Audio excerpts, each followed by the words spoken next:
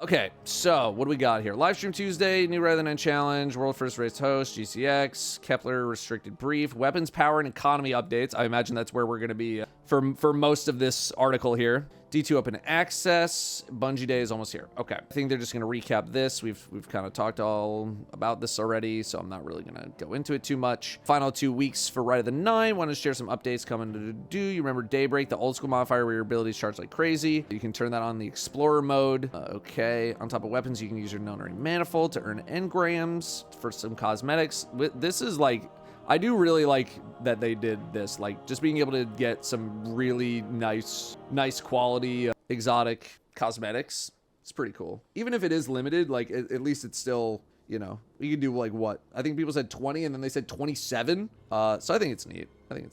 Two Servants of the Nine are bringing gifts to Guardians. Both Xur and Emissary will have desirable exotics that will be part of the featured gear on day 1 of the new expansion. Bring your strange coins and manifolds to stack some loot. Okay, that's good. Current week prophecy with increased rewards until July 15th. You can get honorary engrams. 1 additional engram each day just for signing in. Just be sure to claim it from the Emissary. That's pretty nice. Of course, that weekend I'm going to be freaking AFK, so I won't be able to get free stuff, but that's not bad. Increased currency rewards and weapon drops from all enemies in the dungeon. Even more loot from final boss chest. Okay, cool. Oh, okay. Headphone holder. All right, that's interesting. All participants who sign up will receive the 9-crowned emblem. Complete prophecy on turning mode as fast as you can from July 4th to the 6th. With prizes such as silver. All right. So go do it once. We have a new raid for July 19th. You know what that means? New World First Race. Stay tuned for next week's TWID for information on what channels to follow, the schedules, the international hosts we will support, and how you can earn the beautiful Power Hues emblem you can see below. It's a very nice emblem. Very, very nice. That is a nice looking emblem. Okay, July 25th, hosting a panel. Threads of Fate exploring this narrative craft will give you unprecedented look on how one expansion story goes from initial pitch all the way through the development to launch.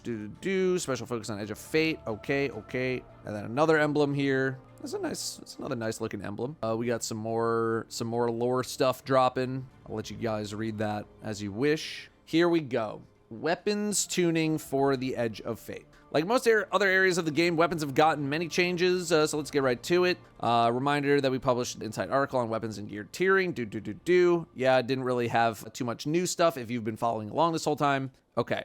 We're trying something new for Destiny on machine guns. Staged reloads. Machine guns generally have a very long reload animation that can be very punishing when canceled. We've added several checkpoints from which the animation can now be resumed if it is interrupted mid-reload. This is a feature we are rolling out on machine guns first, but we plan to expand this to other weapon types in the future. Staged reloads have checkpoints in the reload animation. When a player cancels a reload animation and starts it again, it will resume from the latest checkpoint.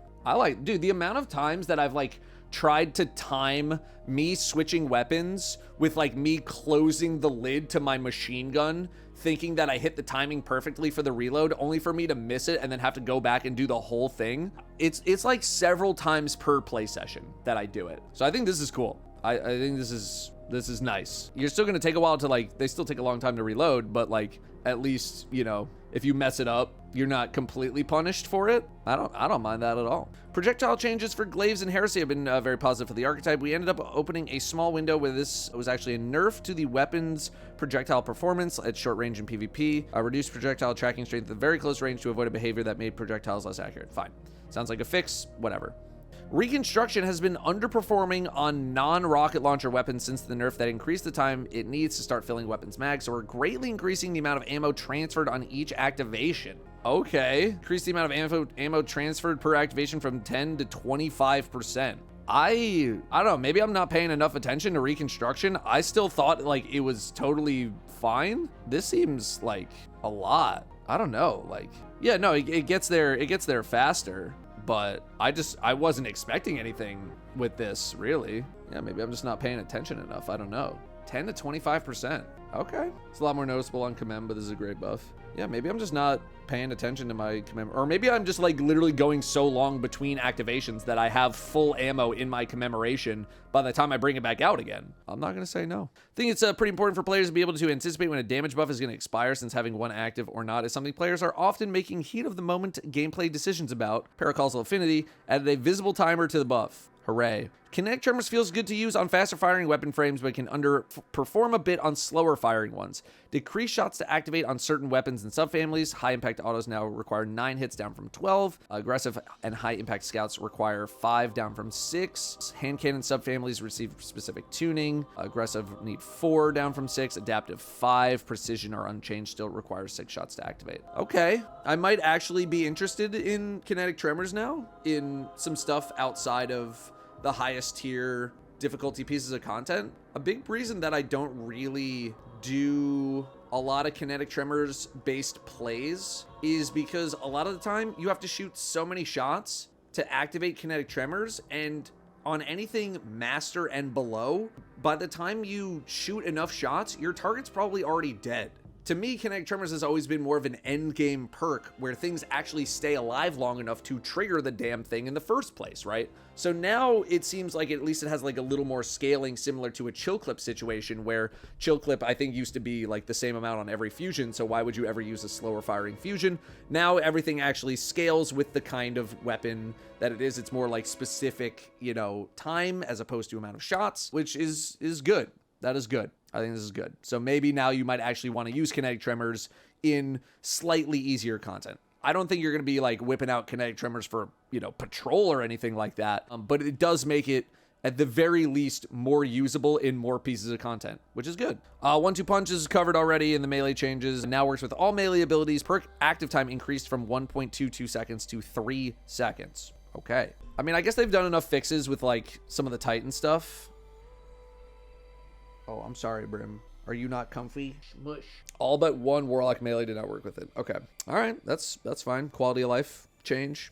It's good. Attrition Orbs is currently too powerful on area denial grenade launchers. You don't say. But is somewhat underwhelming on other weapon types. You don't say. Increased perk progress by 20% across the board.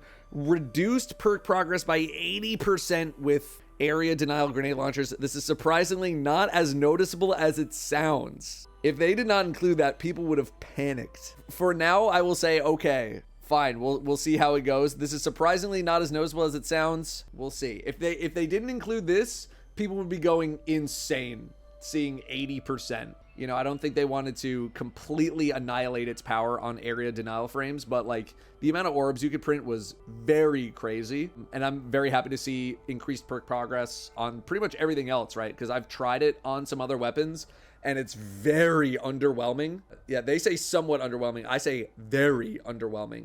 Increased perk progress by an additional 30% on swords, which could also, that could be pretty nice too, kind of chaining your own orbs into more bonuses on swords, because like you're just popping them out immediately. Sword attrition orbs I'm somewhat interested in. Eager Edge and Valiant Charge. Eager Edge's aggressive target tracking presents 2 problems. It makes it more frustrating to use this perk for mobility in PvE, and it makes it somewhat oppressive in PvP. Valiant Charge has similar issues. It can track to unattended targets relatively often, which undercuts some of the riposte fantasy that the perk functionality suggests.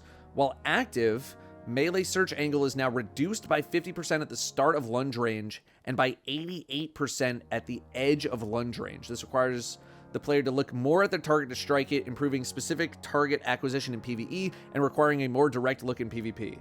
Good? Great? I mean, how long has this been an issue where like you don't want to eager edge to a target, man? The amount of clips I've seen of people eager edging to like targets that are not even on their screen. Hoping this is nice. I mean, I am not really a eager edgelord. I don't really use the movement tech that much, but I know a lot of people do, and it's really annoying. Dude, I don't even have eager edge, and I swiped right into a Cursed Thrall during Altars of Sorrow bounty prep earlier today. So, great on paper. As fun as the chain reaction hatchling interaction is inconsistent with other perk combinations, which are generally not allowed to chain explosions together. It's important to be as consistent as possible when we handle these interactions. We don't want our players' ability to tell if a weapon roll is good or not to be dependent on knowing which perks chain together with each other and which don't when it's not listed in game. That is totally fair. Thread links created by weapon perks will no longer activate the detonation from chain reaction. Okay. I mean, you could argue it both ways, where it's like, it's cool to know that tech, but yeah, from like a more casual player's perspective, to have them have to memorize a whole bunch of stuff when they're already not memorizing pretty much anything about any perk. Like the amount of people who still come to me are like, you know, is this a good perk roll? Is this a good perk roll? I'm just like, bro, you gotta learn what's actually good. From like a fun point of view and like a tech point of view of like, oh, this is some cool tech that we found out or like whatever, it's a little disappointing. I think it's also a little disappointing because like something like Hatchling, IMO, one of the worst subclass specific weapon perks that we have. I think Hatchling like needs some love. So from that point of view, I'm like, dude, Threadlings were already like not, or like Hatchling was like not that good. And now you're like removing like a fun functionality that made it kind of okay. So yeah, I think Threadlings / Hatchling could use a little bit of love here. So Chain Reaction, Dragonfly, Firefly. These deal different amounts of damage to different targets based on the type of weapon that activates the perk. In many cases, this makes these perks even worse on weapons that do not use them well in the first place. It is hard to get a precision kill with a submachine gun that is a hand cannon. That's part of the reason why I've never really thought like Imminence, which is the SMG from Salvation's Edge, with Firefly was like that great, because yeah, it's much harder to get a precision kill with something like Imminence compared to Midnight Coup or a Fatebringer, right? Dragonfly also deals less damage when a submachine gun activates it. We want perks to feel stronger on different weapon types for obvious reasons, such as how often a weapon gets precision kills, rather than unintuitive ones, okay? Chain Reaction, Dragonfly, Firefly no longer use weapon archetype scaling against combatants and instead use a new perk damage scaling that is more normalized between the different weapon types. This buffs many weapons with these perks against most targets. Okay, here's some of the biggest winners. Fusion rifles gain 41% on Chain Reaction. SMGs gain 43%. Firefly and Dragonfly against miners. Auto rifles 47 with Dragonfly. Linears gain 165 Chain Reaction. I've already talked about like add clear linear fusions. Like on paper, this is like, yo, 124% chain reaction, 165% chain reaction. Blah, blah, blah. How many people are going to be using linear fusions with chain reaction? Ooh, not really too sure. Not too sure on that. Swords, I think, are at least a little more likely. 123% more chain reaction damage to miners and almost 200% to all other combatants. I do think that's a little more likely because swords can be both a DPS option and just a general, you know, a general weapon to slay out with, right? So I think swords might have it a little bit better. But yeah, I wouldn't get too lost up in the numbers because like 165% of 0 chain reaction damage is still 0 chain reaction damage. So yeah, the numbers look cool. If anything, I'm more excited about like this stuff. Like maybe I do break out in Imminence, right? Because we're gonna have Strand being a little heavy for the next 6 months, right? So if anything, I'm more excited about stuff here that's like might actually that might actually use Dragonfly or Firefly or Chain Reaction, right? So we want to call out 3 instances where this change results in a nerf of at least 5% decreased damage. We do not expect any of these to have serious impacts on balance or perk desirability. Hand cannons do 20% less. Snipers deal 8% less. I mean, who is using fire? I mean, I don't know, maybe Firefly snipers, Dragonfly sniper. Sniper to me is still like, you want reload perk, damage perk. I don't really know how much you're interacting with Firefly, Dragonfly, so okay. Special ammo waveframe GLs deal 6% less with chain reaction to major, champion, and mini bosses, and 14% less chain reaction to ultra and vehicle combatants. Okay, so at least no change to minor targets, which I think is probably the thing that you really want to be hitting the most. 6% less to majors and champions and mini bosses. I don't want to say we've phased out chain reaction completely on waveframe GLs, but we had that nerf a while ago that kind of, you know, chopped it down to have it be a little more normal. So this to me is just, it's almost like a non-factor. The biggest thing here is hand cannons, right? Hand cannons with Firefly go absolutely nuts. I'm disappointed to see this, but like they were some of the most efficient Dragonfly and Firefly proccing weapons. So yeah, this is a little disappointing, but I think, you know, buffing up a lot of other stuff is also nice. It makes it so you can actually use Firefly or Dragonfly on some other weapons and not have it be a stupid decision. So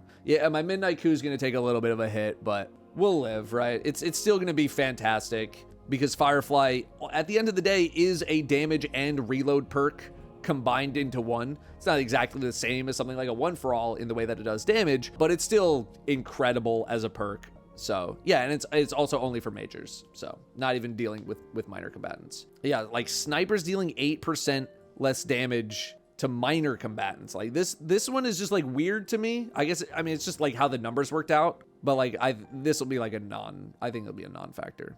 Champion interaction changes.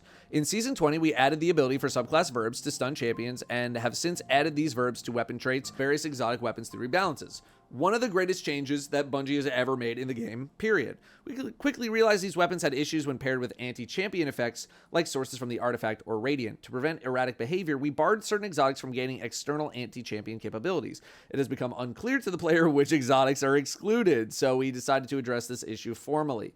We have now made certain exotic weapons, most of which apply to a subclass verb through gameplay, intrinsically anti-champ and will adhere to the following soft rule from now on. Weapons that intrinsically have the anti-champion symbol in the weapon tray cannot receive anti-champion capabilities from the artifact or radiant-like effects.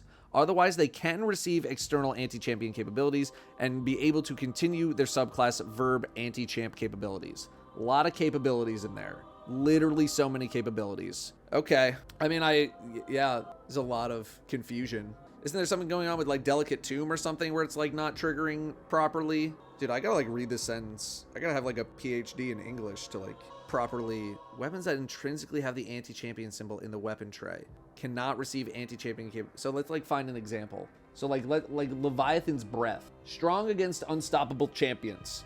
That is an intrinsic, right? So it would not be able to receive anti-champion capabilities from the artifact or from radiant-like effects. Otherwise, they can receive and be able to, so like an exotic like 1,000 voices, right? That would be, because it doesn't have a thing. Yeah, Ariana's has built-in anti-barrier. Bastion, doesn't Bastion have unstop? Yes, it does. Okay. All right, exotic weapons, here we go. Oh, hierarchy of needs, okay. Vidgewing. Exotic trait last stand felt left behind by things like alacrity. We made the change to make it active when running solo PvE activities. Last stand bonus is now active when running solo in PvE activities. Let's get an exact definition for people because I can't remember the last time anyone has used Vigilance Wing. Last stand, increased weapon performance and greatly increased recovery when its wielder is the last living member of a fire team. That's nice of you and all. That will change basically nothing. That will change nothing. So let's go to Hierarchy of Needs. Again, I think Hierarchy of Needs is like one of the best weapons in the game if you can find a spot to use it. That is the biggest problem with Hierarchy of Needs. It's a cool weapon that currently restricts the player's actions too much because you need to float around the ring, and if your team is moving on, then you can't really use it anymore. We want to increase flexibility with the weapon while keeping its fantasy intact. And while we were at it, we let it interact with other bows wielded by your allies or yourself. Players now gain charges of Guidance Ring with any hit, and now only need 3 charges to deploy the ring.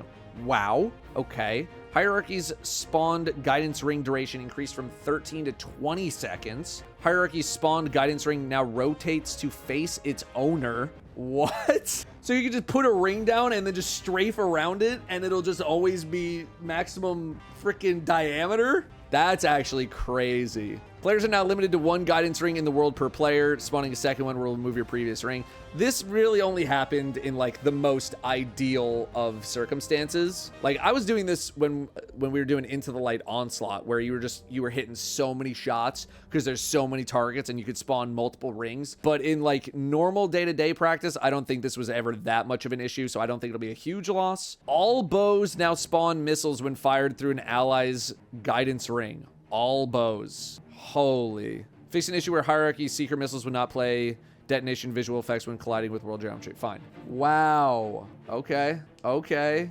Interesting. Interesting. I mean, it definitely makes it better. It definitely makes it more usable. And again, this weapon's already really good. It's already so good as a weapon, man. It's already so good. How many kills do I have on mine? 8,500 on mine. It's already good. Now, granted, you do need the catalyst. I still think you do need the catalyst. So, like, go get it for sure. But wow. Dead Man's Tale has developed a reputation in the Crucible, but it's always struggled a bit in PvE. Except when it first came out. When Dead Man's Tale first came out in PvE, this thing was cooking. We made some adjustments to help cancel out its long reload time and reward players over landing hits and headshots. Each stack of Cranial Spike now grants 3.4% damage versus combatants, max of 17 at 5 stacks, plus 1 rounds reloaded. I'll take it. Dude, Dead Man's was so good when it first came out. So good. Previous set of changes to duality were good, but didn't do quite much as we were hoping. We relaxed the trigger on its trait perk to allow it to ramp into good single target damage more consistently. I know they gave this thing like a good amount of love a little while ago, and yeah, it did basically nothing. Right now, pellet final blows grant a stacking precision damage and reload speed buff. Precision hits with the slugs extend the duration. I forget exactly what they did, but I know they made it like easier to proc something. Added a secondary activator for on black wings. Now gives the buff when landing most of your pellets on a target. Okay, we'll see. I barely played around with duality. Maybe I did a video like testing the changes. I don't remember, but haven't touched it. Navigator is an interesting exotic, but it's felt a bit one trick for its woven mail and tangle creation. I mean, it's very good at that. We've added a bonus to the weapon while the wielder has woven mail to let it excel while you are using it for its original purpose. When the user has woven mail, increased damage 25% in PvE, 5% in PvP, increased ammo generation stat. Dude, Toes is like pogging out of his mind right now. He uses Navigator all the time. This is very interesting here. And like trace rifles generally, like they're still in this weird spot where you're using them mainly as some sort of like a support tech on a warlock. Like I don't know many people who are using trace rifles outside of those examples. So, I mean, when you're using this to play a more support role, at least now you're going to be able to really deal some damage. It's kind of the problem I have with support autos, right? Like it's really fun to do the support auto thing that they do, but when it comes to your ability to slay with them, it's not great. We've shifted Wicked Implement to a faster fire rate to better align with its gameplay fantasy. With our recent changes to how Stasis interacts with champions, we've also made Wicked Implement to be anti-overload intrinsically to align with Stasis's role in the sandbox. It is now rapid fire RPM, which is 260, and it's currently, isn't it a slow? No, it's a 180 right now. Okay. For some reason, I thought it was a 150. So it's going from 180 to 260. Now it takes one additional hit to start slowing and to freeze to account for the fast rate of fire. That's fine. Increased magazine size to 20. It is currently 15, but I mean, they're just making it proportional, right? It is now intrinsically anti-overload. Okay. Yeah, I mean, like rapidly landing precision hits causes the target to become slowed. Slow stuns overloads anyway. So I think they're just trying to like make it a little bit cleaner to like, you know, to people to be like, this is how it works when it comes to anti-champion stuff. So anyway, interesting. I'm still probably not going to use it because LOL, it's a scout rifle. I don't care. Heart Shadow. The last time I used Heart Shadow was like for a meme build for a video that someone came up with. It was like the stealth Titan Heart Shadow debuffer thing. A big constrictor for a lot of heavy swords is how fast they chew through ammo. It makes it hard to choose when and where to use them, especially for a weapon like Heart Shadow that very much wants you to use it to clear out chaff by peeking in and out of invisibility. So with these changes, we've leaned harder into that fantasy. Cool. Increased ammo reserves. Love it. Reduced cost of heavy attack to 3 from 4. Love it. Defeats while shot in the dark is active. Make you invisible once more. I will get you exact definitions. Shot in the dark. Remaining invisible grants this weapon increased damage for a brief duration. Hitting a target with this weapon's projectiles while shot in the dark is active, weakens them. On paper, I am down. I'm very much down. Heavy attacks made with the full sword energy turn you invisible, and fire exploding void projectiles is the main intrinsic. On paper, I'm down. Very much down. A lot of this sword was like your ability to go invisible, and it just was very, very costly to go in and out of invisibility. So it is neat on paper. I'm interested to see how it performs. I should probably also finish the catalyst. World Line Zero. Okay.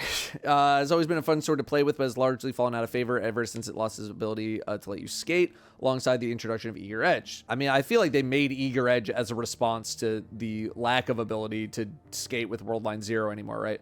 To give it a more defined niche, we are leaning into its Tesseract ability, emphasizing ad clear via rapid, nimble teleports. Increased lunge distance by 3 meters, remove the ability to chain 2 blink attacks back to back, added a new effect. Defeating a target with Tesseract allows you to Tesseract again for a short duration. These extra blink attacks cost less ammo and consume less guard energy. Okay. I'm not going to pretend to be like any kind of an expert on World Line Zero, literally whatsoever. So again, this is like some stuff that on paper looks pretty neat, but I have not used World Line Zero in literal years, but it sounds neat on paper. So we'll see. But yeah, otherwise it's like, okay, cool. It needed some help. It needed some love. So why not? Devil's Rune is another exotic that has felt a bit one trick for a long time now. We have reworked the weapon to remove its fire on release behavior, as well as make the beam mode more of a reward once it has been enabled. Removed fire on release behavior. Beam is now behind special reload. Kills with the weapon make fire sprites, and picking up a fire sprite enables the special reload. in the artifact, we are getting some perks that allow you to just make the elemental pickup just from using a gun. Just like you'll get random drops. So I am interested to see how potent something like Devil's Ruin will be when you can just like literally use another weapon, right? You can use like a solar machine gun or something, create fire sprites, and just pick them up and go into beam mode immediately. Beam now scorches on hits and ignites on kills. Increase magazine size to 20, intrinsically anti-unstop. Okay. I mean, it's still like, it still feels like the beam is the whole main point of the weapon. And yeah, I think it's cool that they're doing some sort of, you know, scorch and ignite. They're actually making it work with the subclass and all that kind of stuff. But it is still kind of, I mean, it is a one-trick weapon. It's just like a neat little novelty. But yeah, we have a lot of solar stuff and we have a lot of elemental pickup stuff. So there's going to be like, what, 7 perks that's going to make like Devil's Ruin something in the next, for the next 6 months. So I'm not going to like make the call that like, you know, Devil's Ruin is going to be a meta weapon or anything like that, but it's getting a lot of love for the next 6 months. Tommy's Matchbook. I'm like a Tommy's Matchbook hater. I don't really like this thing. I don't care how many buffs it got. Runs into issues with survivability and overall usability. These changes focus on improving that experience, allowing players to maintain ignition trigger even if they stop shooting for a moment, and providing intrinsic avenues to heal back lost health without completely removing build crafting potential. We wanted to provide higher incentive for players to hip fire this weapon and improve how self-damage is communicated. Blah, blah, blah, blah. Okay, fine. Adding a burning screen effect when you're taking self-damage. Other players who are taking self-damage will now have a burning effect surrounding their model. That's kind of cool. HUD buff now appears as a bar. When it's active, the bar charges as you fire the weapon and drains when you don't. So as long as the bar has some charge, ignition trigger will remain active. Okay, that is good. Hipfire self-damage decreased to 50% less damage than ADS self-damage, previously 33% less damage. I don't want to hipfire the gun, man. I just really don't. Removed improved health regen. Now final blows while ignition trigger is active. Grant Cure X1 to the user. Scorch on hit is unchanged. Okay. Not sure that this is going to do a whole hell of a lot to get me to use Tommy's Matchbook. I do like the ignition trigger changes that they've made here. The buff now appearing as a bar. I do think that, you know, makes it a bit more clear as to what is actually happening when you're using this weapon. But I still don't plan on like the hip fire stuff. I just don't want to use it as a hip fire thing. I know it's a point. I know that's the point, but I don't want to hip fire. So I don't, you know, you got to be like up close and personal, I guess. I don't know. Maybe I'll give it a try, but I've never been a huge Tommy's Matchbook enjoyer personally. I just haven't. Winterbite. With a massive update to how melee damage works, this always-on effect on Winterbite ended up being a bit too much free damage, especially in comparison to swords. Like Wicked Implement, Winterbite will now be intrinsically anti-overload. Reduced enhanced melee damage with ammo to 20% versus bosses down from 50%. This is to account for this now being able to receive melee damage bonuses from a variety of sources. Now intrinsically anti-overload. So their glaive melee is now actually considered a melee attack, which is like a thing people have been asking for like, why isn't it proc with this and that? Like certain things only proc with certain things, and it was very confusing. So now all glaive melees are considered melee attacks, but their damage got reduced to compensate for the fact that now you can get melee damage bonuses on glaives. So something like Winterbite, again, I'm not going to pretend to be an expert. The only thing I know how to do with Winterbite is occasionally block and then left click, right click, or like left click, left click. Yeah, it's just mashing left click and occasionally popping in a block there. So I'm not even going to pretend to be like, oh, I'm very updated on my damage values on Winterbite. Like that is not my department right now. So this is more of like, let's see how all the glaive changes work out kind of a deal before I'm willing to, you know, give any kind of conclusion on glaives. I've only very recently started to even use glaives, right, on like Vexcal and the Banner of War aspect. The following weapons have not been rebalanced but have been given anti-chamming capabilities. Anti-unstop on Queensbreaker, Salvation's Grip, Dragon's Breath. Anti-overload on Tractor, Darcy, and Two-Tailed. Conditional can be anti-overload or anti-unstop depending on which element is active.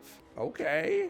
I mean, conditional finality, you know, with the ignitions and the freezes and stuff, it's pretty good. But now, anti-overload or anti-unstop. Although didn't ignition and freeze both stun unstops? Or am I bugging? I mean, this thing didn't even need any love, but it's like, it's a cool flavor thing. God damn it. Regarding PvP. For those of you looking at PvP tuning numbers, we're aware of the math, blah, blah, blah, blah. We have our finger on the trigger aimed at high number of targets. We want to make sure the weapons and perks we choose to tune actually become balanced issues instead of preemptively nerfing a bunch of builds or playstyles before you're even able to try them out. We're watching stuff. Fine. Got it. Okay. With the reimagining of D2's core game experience coming a refreshed version of player power, we've overhauled how you earn power, what it means to do. We've removed weekly barriers. You can do whatever you want. Oh, okay. All right. Here. I think we know a lot of this stuff. Power will be refreshed to start at 10 for a much cleaner and more intuitive experience. Legacy power will still be available on the power tooltip if you want to know. Okay. Updated power band work as it traditionally did when playing up to the previous soft cap. Playing activities in the portal. Lots of activity content will exist, including the entire Edge of Fate expansion pack, event activities, all legacy content, and even the new raid. While these activities won't ask you to earn more than 200 power to play at max effectiveness, they may offer rewards above 200 when played at higher difficulties, or harder difficulties. During the climb to the power cap of 200, you'll be able to earn tier 1, 2, and an occasional tier 3. This gear is as strong as legendary or even adept weapons from before Edge of Fate. Your progress up to the power cap will stick around into the new season. Yeah, power cap of 200. You get reset down back to 200 if you go above it. Okay. Yep. Seasonal power, how it used to work. Seasonal bonus power will now live right on your weapons and armor instead of in the artifact. You know, do harder things. You get more stuff. Yep. No longer weekly limits on how much you can progress. Yep, reset back to 200. Okay, a lot of the stuff we know. When Edge of Fate launches, you'll be able to increase your power as much as a total of 450. Earning high enough grades from portal activities can give consistent growth all the way to 400. Total power 400 to 450 rewards will at first come from newly upgraded Prime Engrams, which drop with both higher power and higher gear tier than your regular rewards. Achieving higher grades in portal activities improve your chances of finding Prime Engrams, which are also no longer limited by week. With the Ash and Iron Major update later in the season, you'll be able to earn total power all the way up to 550, hard cap of 550. Those who reach 500 power will be rewarded with regular drops of the highest tier of weapons and armor, tier 5. This gear comes with both unique aesthetic qualities. Okay, check what's going on in the portal. So being able to consistently farm them will be an aspirational journey for the most ambitious of guardians. Okay, total power 400 to 450 will at first come from newly upgraded Prime Engrams, which drop with both higher power and higher gear tier than regular rewards. Achieving higher grades in the portal improves your chances of finding Prime Engrams, which are no longer limited by week. On paper, I'm kind of like, they say at first. So like, what is coming after? How much higher are the Prime Engram drops? How reliable are they going to drop? Because they, some initial discussions that I've had with Bungie when I went to this capture event, they made it seem like, your ability to level would start to slow down. I'm wondering the pace. I think that's going to be my main concern. Is like, what is this pace going to be like to get from 400 to 450? How difficult is it going to be? Because they have said, again, they do want it to be like a pretty substantial grind to get to some of these higher levels. At least that was their initial, feeling towards leveling. But it's tough to say right now without being hands-on. I will be watching this. I will be wanting to see what the grind from not only from like 10 to 200, although it seems like you're going to get that done in the legendary campaign. I want to see what the grind from like 2 to 300 is, and then 300 to 400, and then 400 to 450. I want to analyze all of those to see how long that is going to take. Those who reach 500 power will be rewarded with regular drops of the highest tier of weapons and armor, tier 5. Sounds pretty good. How reasonable is it for the average person to hit 500 power? It seems like not everyone. Like, I don't think it is a realistic goal for a lot of people to see like, okay, hard cap's 550, that's what I'm doing, because it seems like getting 550 is going to require a pretty significant time investment in order to hit that. Like, I don't think the goal for a lot of people now should be like, I need to hit the hard cap of 550, or I need to hit the hard cap of leveling in the same way that we have experienced it for the past 10 years, right? Where like the most basic of goals has been just get to the power cap, the pinnacle cap, because like it was just the easiest thing for you to observe as some kind of a goal, right? So I will be taking notes. I want to see how long it's going to take, how reasonable or unreasonable things are to achieve. but I'm not like fully locked in yet. I will leave it at that. Can we only get tier 5 drops in Ash and Iron? It seems like they're what I'm interpreting this to mean is that those who reach 500 power will be rewarded with regular drops of tier 5. So perhaps underneath this, like maybe in the 400 to 450 range, they will not be regular. Like they will be infrequent. They will be more rare. I wouldn't put it past Bungie to be like, you cannot earn tier 5 gear until the second half of the season, which I think on paper can be maddening to hear. But again, it depends on the pace at which people are able to hit these higher levels, right? Because if you're like 250 still and you're like, oh, my time gated armor, you're like, well, bro, you're not even close to high enough level to like even be getting tier 5 in the first place, right? So yeah, I think there are a couple things to be wary about here for sure, but we're only really gonna know until we can start playing. There's gonna be a bit more grind here, you know? We'll see. Infusion, I think we kind of know a bunch of this stuff here. You got unstable cores. We've talked about it a little bit. Unstable cores will not last through the season. Once the season's over, they will be refreshed. Don't really have a great sense on like how many cores it's going to cost, how easy is it to get cores, how difficult is it going to be to infuse. All of these things are, you know, stuff that we need to wait for, because I imagine at the start it's going to be a little more brutal as you're building your inventory. And then if you're playing somewhat regularly, I'm guessing that unstable cores will be almost meaningless. Like you'll just have so many of them that it's not going to matter. But could be wrong on that. Don't know. Yeah, so that's another thing where I'm like, we got to wait to see how it plays out. Quality of life. With Edge of Fate, the power climb should be more intuitive than ever before. Seasonal bonus power offers a refreshed player journey for the highest tiers of gear every season while keeping numbers understandable and meaningful. The reward forecast for many activities will preview exactly what your power reward will be when you reach the target score. I did find this like in the limited amount of things that I did do at the preview event, like the reward forecast was pretty accurate, but I've also talked about this exact thing in a video already. I think I talked about it in the leveling video. So if you want more insight on that, you can go watch that video. Portal content will also feature new daily bonus focus rewards across PvE and PvP. Like these are the ones that you should try to target if you're needing something for a specific slot, or you're just trying to get like a lot more levels, like any sort of double drop, bonus drop thing. Like those should be your focus, like when trying to level up as aggressively as you can. Both account-wide power progression and fireteam power will be sticking around as well, so your progress will carry over to all of your characters and you can always play with your friends. I know this has been a big concern as well. People not really sure what's going on with the account progression and the fireteam power. They are staying. They are staying around. Now, whether or not, I think I've gotten some questions of like, oh, well, what if you just like join up with some people who are level 400 and they bring you up to like 395? Are you going to get like 395 drops? I think the answer is no. I don't think you're going to be able to be carried that aggressively, but you will at the very least still be able to play with them. Economy changes or updates. Oh my God, we still have so many more things to discuss. Oh my God. They said no on the stream on Tuesday. Okay. Masterworking new piece of armor will have their costs change depending on the tier of the armor piece. Okay, I was expecting something like that. The higher the tier, the more it costs. I want people to engage with the Masterwork system without worrying about wasting materials on lower tier gear.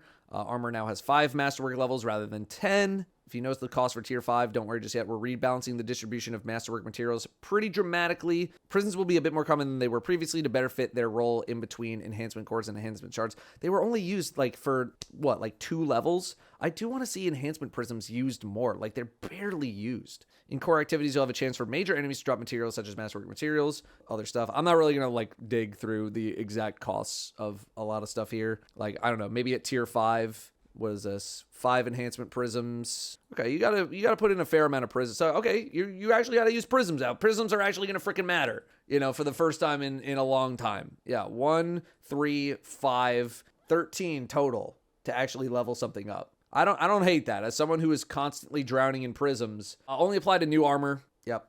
Destination materials. Oh, okay. Destination materials which stop dropping from resource nodes in Witch Queen and later only granted Glimmer and or Rep will be fully deprecated. Master Rule will no longer accept destination materials and they will no longer have any value. This is a list of materials that can safely be deleted after July 15th. And no more Glimmer reserves there. I mean, I think there's still probably going to be a couple, but they're going away. Vanguard Ops Onslaught. Onslaught is being rebuilt to be a part of the core game activity engine will drop new tiered rewards. Older gear, Brave Arsenal needs to be moved to a different place of the loot pool only offers the new gear. Brave Arsenal weapons will be moved to Zer's wares, only the standard version. Zavala will no longer offer Onslaught attunement. Okay. While Nightfalls remain accessible from the World tab, they will no longer work on a weekly rotator, but on a daily one, and will include all current Nightfall strikes and battlegrounds. This required some changes to how the loot pool was delivered. Nightfall weapons are now legacy gear. Nightfall loot pool will be updated to include all previous things that have origin traits on a knockout list until you've gotten everything. GM Nightfalls no longer exist, as their purpose and function have been transferred to the portal screen and conquests. You will still experience Grandmaster difficulty, just in other activities. I mean, we have that like Conqueror, like the season Conqueror tab there that I think is trying to replicate this experience at least a little bit. And like GM difficulty, you know, still exists. But yeah, maybe just like in the traditional way that we know GM Nightfalls, they're no longer around. I mean, I'm sure there's going to be stuff that will be, you know, stuff will become the new equivalent of a GM Nightfall in the game. But just seeing this sentence is just like, damn, that's like a jarring sentence to read. All right, we got a bunch of, this is all stuff that I feel like we can kind of gloss over right now. Ritual reputation reward tracks have been removed. Ritual engrams been removed. Yeah, they're just like refocusing a lot of the reward stuff. Vendor reputation system has been removed from vendors in the tower, with the exception of Hawthorne. Approach comes hand in hand with a rebalance of rewards throughout the game. Without going into too much detail, we can say that removing these rep tracks allows us to be more rewarding with currencies and gear that drop from activities. Zer will not sell legendary armor in Edge of Fate. All legendary armor will move to 801, where she will sell them for cosmetic purposes. Now sell 2 exotic armor pieces per class per week. One will be from the existing pool. One will be from Beyond Light, Witch Queen, Lightfall, Final Shape pools. You must own the expansion. They will sell catalysts, exotic class items, legendary weapons, Brave Arsenal, legacy stuff. Okay. We'll no longer sell Nightfall ciphers, Gambit, Crucible, Vanguard, engrams, and upgrade modules, because they upgrade modules don't even exist anymore. Rare chance at adept heresy weapons. Has the Echoes, Revenant, and Heresy arsenal added to his inventory. Standard cost 17, adept 41. Okay. Covered Ada 1's new duties in previous TWIDs. Let's have a reminder. You got the Threader bounties. Legacy armor has been expanded. Okay. Oh, Ada will offer players who have made it to the tower for the first time before Edge of Fate a bundle of exotic armor. Okay, so it's this. One-time offer. Yeah. Okay. So this is still the transmog. Okay, fine. Transmog bounties have been overhauled. PvE bounties that can be completed anywhere in PvE activities no longer sends players to specific destinations. Okay. Bounties can be completed in any PvP mode. Raids and dungeons unchanged. Maybe I will actually finally do them, because I just haven't for a long time. All right, a lot of rep tracks being removed. New exotic armor will be unlocked via complete... Hold. New exotic armors in the Edge of Fate will be unlocked via completing the legendary campaign and not through Rahul. Unlocked per class. I mean, you're still going to have to do the campaign on the classes and all that, but not through hoarding a bunch of exotic engrams. So like that part of the prep, I don't think you're going to need to do anymore, because there's no more rep track. Okay. Novel focusing from past expansions will be available to players immediately with no need to decrypt engrams to unlock. Cost remains the same for novel focusing. Focusing sub-menu has been reordered to put the most used screens up front. Okay. Good. I thought this method of doing it was kind of lame. Yeah. I mean, you could still hoard some exotics, you know, to decrypt for the new roles and stuff, but okay. Activity ghost mods have been deprecated. Okay, Osirian ciphers, Nightfall ciphers. Both of them will not have a use in Edge of Fate, but they will remain in your inventory. We're not deleting them. We have plans for them in D2 Renegades, and we will tell you all about it when our plans are more advanced. Okay, so don't delete your ciphers just yet. Starting July 8th till the 22nd, all currently available D2 expansions, as well as all available episodes, will be available for free on all supported platforms. All the currencies, gear, title, triumph, earns during this open access period are yours to keep. Okay. Until July 22nd, all 3 available episodes. So are they like not going away? Or are they maybe going away on the 15th? Both episode Heresy and Rite of the Nine end on July 15th. Claim any expiring rewards before they're gone. I mean, it literally also says here, certain items will be deprecated from player inventories that correspond with vaulted activities. They will then be moved into the DCV. We have updated the DCV article to reflect these changes, outlined a new article outlining items being deprecated. Okay. What should I do with my exotic engrams that I've been saving? Just keep saving them. Use them on new gear. Use them on the new stat rolls. Just do that. Okay. And most of this was like the exotic adjustments and all that kind of stuff. Some of these perks here. So, okay. All right. One hierarchy, 5 levy breath going to be the day 1 meta. There might be something to look at with the hierarchy of needs stuff. At least like when it comes to, you know, some sort of boss DPS setup. There's gonna be a lot of stuff to test.